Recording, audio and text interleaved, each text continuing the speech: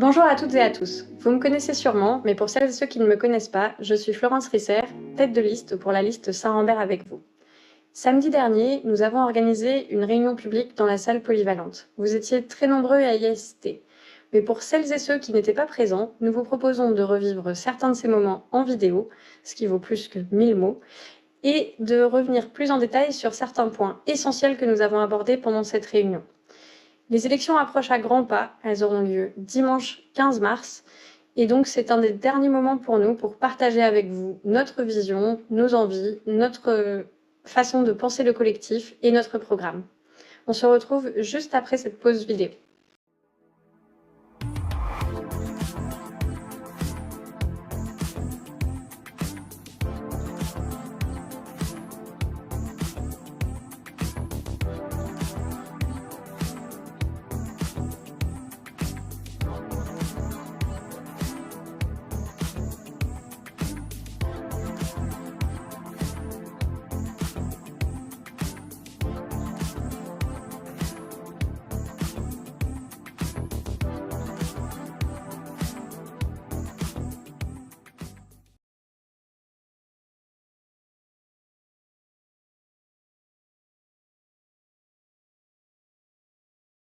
Voici le résumé en vidéo de la réunion publique que nous avons présentée le 7 mars. Tout d'abord, je vous présente notre équipe, les 21 colistiers et colistières de Saint-Rambert-en-Bugey avec vous. Et je vais commencer par me présenter moi. Je m'appelle Florence Risser, j'ai 36 ans, j'habite depuis 3 ans à Morgelat, je suis mariée, je n'ai pas d'enfant. Je suis ingénieure diplômée en génie industriel avec une spécialisation en construction durable, notamment sur des sujets d'économie d'énergie et de matériaux durables dans la construction tertiaire. Je travaille aujourd'hui comme coordinatrice d'une association qui s'appelle Bardan et qui intervient sur toute la région Auvergne-Rhône-Alpes pour accompagner des projets en milieu rural, que ce soit des projets de vie sociale, des cafés associatifs, des lieux culturels, mais aussi accompagner des actions en tenant compte des risques liés aux enjeux climatiques, notamment par exemple les incendies, les canicules, les inondations, en accompagnant des élus, des associations, des entreprises sur tous les territoires ruraux de la région. Je suis intervenue à titre professionnel auprès du Centre socioculturel de l'Albarine sur des sujets autour de l'alimentation. Donc certains d'entre vous me connaissent notamment pour la relance du marché hebdomadaire de Saint-Rambert et pour des ateliers cuisine qu'on organise mensuellement. J'ai été désignée tête de liste du coup de ce collectif qui rassemble des personnes d'origine et d'horizons différents qui représentent les hameaux et le centre-bourg. On a différentes professions représentées avec des compétences qui nous permettent d'avoir tout le bagage nécessaire pour appréhender la gestion d'une commune. Déjà, nous avons plusieurs conseillers municipaux, donc Patrice Roger, Alexandre Lardot et Frédéric Beaulieu qui sont actuellement conseillers municipaux. Zora Boukalfa, qui a été conseillère dans un précédent mandat, et Laurent Bélier, qui a été conseiller municipal pendant 15 ans sur une autre commune. Nous avons aussi Thibaut Datry, qui est engagé au conseil de développement de la CCPA, et Sylvain Licopoli, qui est responsable voirie pour la ville d'Ambérieu. Nous avons donc une bonne connaissance des collectivités, mais au-delà de ça, nous avons aussi beaucoup de compétences sur des enjeux techniques comme la gestion de l'eau, la voirie, l'énergie, mais aussi sur des enjeux de santé, de social, de jeunesse, d'environnement, etc. C'est donc une équipe riche et diverse qui se présente à vous aujourd'hui. Si vous souhaitez plus de détails sur tous les colistiers, vous pouvez vous rendre sur notre site internet où vous trouverez des biographies détaillées et des vidéos pour une partie d'entre eux. Notre liste est sans étiquette et apartisane. Elle a été construite autour de valeurs, tout d'abord, la confiance et l'écoute, entre nous au sein du collectif, mais aussi avec les habitants et les habitantes de la commune, des valeurs de respect, respect des différents points de vue, respect des diversités culturelles et de tolérance, et bien sûr un principe de solidarité et de prendre soin des plus fragiles notamment.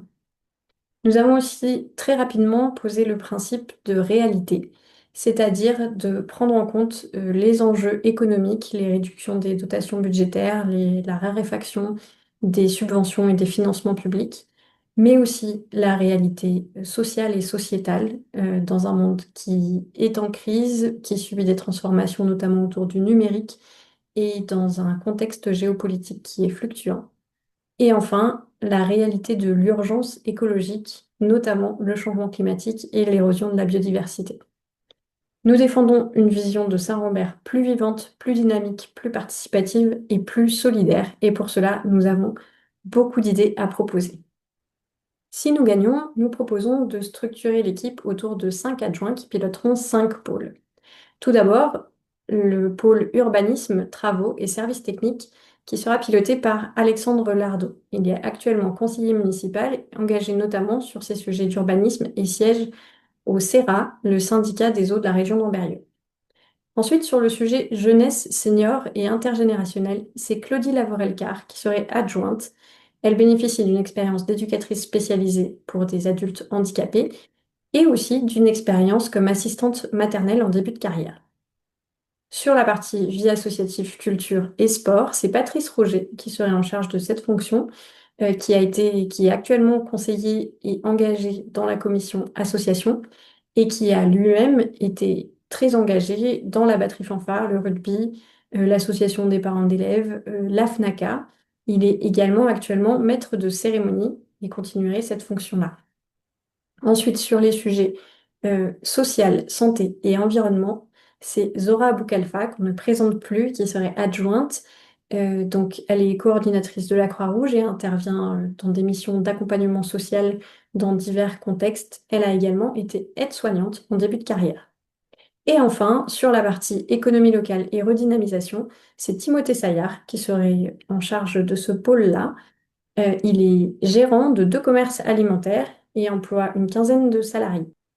Les adjoints ne travailleraient bien sûr pas seuls, ils seraient accompagnés par les conseillers municipaux engagés à leur côté avec l'envie de développer des postes de conseillers délégués qui pourraient travailler en binôme avec les adjoints.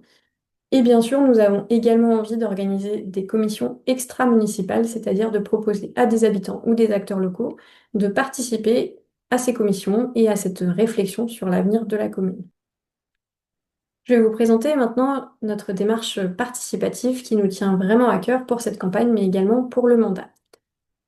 Tout d'abord, dès le démarrage de notre aventure, nous avons décidé de nous baser sur des retours de terrain issus de différentes actions menées par le Centre socioculturel de l'Albarine, qui ont déjà permis de cerner les préoccupations et les attentes des habitants de Saint-Rambert et de la vallée. Nous avons également diffusé nous-mêmes une enquête citoyenne en ligne et également en papier en accompagnant les personnes pour y répondre. Cette enquête a recueilli 76 participations avec plusieurs points qui ont été abordés. Tout d'abord, la satisfaction de la qualité de vie à Saint-Rambert. À plus des 2 tiers, les habitants et les habitantes sont satisfaits de la qualité de vie avec des points forts comme les commerces avec tout le nécessaire à proximité, le cadre de vie, les paysages et l'environnement, les services, notamment tout ce qui existe autour de l'enfance, la crèche, l'école et le collège, la facilité d'accès à des villes comme Ambérieu, Lyon, voire Genève, et le dynamisme associatif, notamment le centre socioculturel. Nous avons aussi questionné les habitants sur l'avenir de la commune. Globalement, ils sont plutôt optimistes, mais des craintes portent essentiellement sur la potentielle disparition de certains commerces, sur le départ à la retraite des médecins, et également sur la difficulté à attirer de nouveaux entrepreneurs et de nouveaux professionnels sur le territoire. Ensuite, nous avons interrogé les habitants sur leurs priorités parmi 14 thématiques que vous voyez ici. Il y a 3 thématiques principales qui sont ressorties. Attirer ou maintenir les services de proximité avec une attente concrète sur le dynamisme économique local, donc soutenir les commerces, valoriser l'agriculture et les circuits courts et développer le tourisme. Ensuite, la deuxième préoccupation, c'est rendre le centre de Saint-Rambert plus attrayant et plus propre. Les habitants rêvent d'un centre-bourg embelli, végétalisé et vivant. Enfin, attirer des entreprises et créer de l'emploi pour développer l'économie locale, mais aussi pour changer l'image qu'a la vallée de l'Albarine. Voilà ce qui ressort dans cette enquête. Nous avons ensuite interrogé les habitants sur leur sentiment d'être entendus ou non à l'échelle de la commune. Une majorité de répondants a indiqué que leur voix n'est pas ou peu entendue. Et les souhaits pour y répondre, ce sont des formats de participation tels que des groupes de travail, des concertations en ligne et des réunions publiques plus fréquentes. En complément de cette enquête citoyenne en ligne, nous avons organisé 2 ateliers participatifs dans la salle de la Grenette et une réunion de présentation avec les sympathisants à notre liste. Nous avons été également à la rencontre des habitants avec 8 cafés citoyens qui ont eu lieu dans les hameaux ou dans le centre, qui ont permis de rencontrer au total environ 80 personnes. C'est donc une démarche globale que nous avons mise en place avec à peu près 200 personnes qui ont participé à l'élaboration du programme pour l'affiner et pour le questionner. C'est vraiment cette dynamique-là qu'on a voulu illustrer pendant la campagne et qu'on souhaite faire vivre pendant le mandat. Mais on sait que la participation et la concertation, ça ne vient pas d'un coup, que ce sont des habitudes à prendre à la fois du côté de la mairie et du côté des habitants. Donc nous savons qu'il faudra faire preuve de pédagogie, expérimenter différents formats et les varier au fil du temps pour s'adapter à tous les publics, déployer de la communication adaptée, numérique et papier pour tout le monde, et bien sûr faire preuve de patience pour instaurer ces nouvelles pratiques tout au long du mandat. Les résultats de cette étude sont disponibles sur notre site internet, avec également une vidéo qui présente certains résultats. Et maintenant, je vais passer à notre programme. Le programme, vous avez déjà eu l'occasion de le consulter. Il consiste en 3 piliers. Redynamiser et faire briller la commune, prendre soin des habitants et des habitantes à chaque âge de la vie, décider et agir ensemble pour notre territoire. Ces 3 piliers se déclinent en 13 axes et 49 mesures. Cela peut paraître ambitieux, mais c'est un programme qui s'étale sur 6 ans et dont la priorisation dépendra des effets d'opportunité, du budget, des subventions disponibles, des urgences aussi qui peuvent émerger. Dans cette vidéo, je ne vais pas passer en revue les 49 mesures, mais je vais tout simplement détailler une mesure pour chacun des 3 piliers afin de montrer comment nous pourrions mettre en œuvre de façon opérationnelle ce programme. Pour commencer, je voulais vous parler de la valorisation des commerces existants et de l'installation de nouveaux commerces. Pour cela, ce qui remonte le plus souvent de la part des commerçants, c'est le bon usage des places bleues afin de permettre la rotation des véhicules et permettre à plus de clients de pénétrer dans les commerces. Ensuite, notre envie, c'est d'améliorer la signalétique des commerces et des parkings pour permettre aux visiteurs de savoir qu'il existe des commerces et de facilement se stationner et faire leurs achats sur la commune. Ensuite, réaliser un guide des commerces et des services à destination des habitants et des visiteurs, qui pourra être disponible en version papier et en version numérique.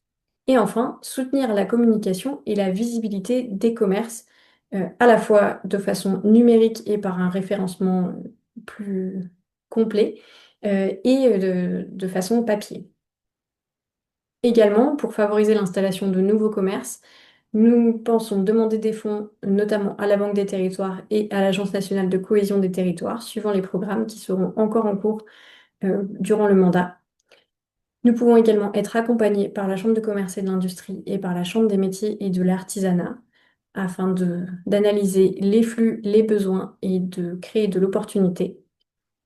Nous avons aussi envisagé de recruter un volontaire territorial administratif, qui est un emploi aidé par l'État, qui est encore un dispositif existant à l'heure actuelle et qui permet d'avoir des jeunes diplômés qui viennent travailler sur un sujet précis, dont la revitalisation est un sujet assez fréquent. Et enfin, pouvoir mettre à disposition des locaux municipaux pour tester des activités commerciales, mais aussi travailler avec les propriétaires privés afin de faciliter l'installation de nouveaux commerçants et de nouvelles entreprises. Voilà pour une illustration sur ce premier pilier. Sur le pilier 2, je souhaitais mettre l'accent sur une politique de santé de proximité axée sur la prévention et l'accès aux soins. Il ne s'agit pas de revenir sur les actions autour de la maison de santé qui sont déjà initiées par la mairie actuelle, l'Entente, l'Agence régionale de santé et le département, mais vous en trouverez tous les détails dans un article dédié sur notre site internet. Toutefois, au-delà de ce qui a déjà été mis en place, il est nécessaire de continuer à travailler pour attirer des médecins. Pour cela, nous proposons de réaliser un film promotionnel du territoire, car nous sommes en concurrence avec la France entière, ville et campagne, pour attirer de nouveaux médecins. Il s'agit donc de faire valoir les activités de plein air, et c'est vraiment très en lien avec notre pilier 1 et tous les atouts naturels que l'on a par ici. Également, nouer des partenariats avec l'Association des jeunes médecins et avec des universités étrangères, notamment européennes. De plus, nous souhaitons renforcer une politique de santé globale en mettant l'accent notamment sur la prévention. Pour cela, nous souhaitons mettre en place un parcours santé le long de l'Albarine, dont le tracé sera à définir avec toutes les parties prenantes de la santé, mais aussi des abords de l'Albarine. Développer des créneaux de sport santé en lien avec la maison médicale et aussi en lien avec les associations sportives. Faciliter l'organisation d'ateliers de prévention, notamment quand ce sont des ateliers itinérants. Faire en sorte que Saint-Rambert soit une halte systématique pour des ateliers autour du diabète, des addictions, des dépistages, etc. Et enfin, inviter des séminaires de professionnels de santé afin que Saint-Rambert figure vraiment sur la carte des professionnels de santé. Sur le pilier 3, je voulais revenir un peu plus sur le fait d'impliquer chaque habitant dans la vie de la commune. J'ai déjà parlé des commissions municipales qui seraient ouvertes aux habitants et aux acteurs locaux. De plus, nous souhaitons renforcer l'information et l'implication des habitants via notamment des réunions publiques plus fréquentes, des groupes de travail thématiques dédiés, des ateliers participatifs notamment autour des projets d'aménagement et des concertations en ligne puisqu'il s'agit du moyen de concertation plébiscité par les habitants. Enfin, je n'en ai pas encore parlé, nous souhaitons réserver des enveloppes de budget participatif pour des projets qui sont choisis par les habitants. Ça peut être des enveloppes restreintes, au démarrage en tout cas, et on pourra étudier chaque année le budget qui peut être attribué à ce budget participatif. L'idée est d'impliquer aussi les habitants dans la réalisation.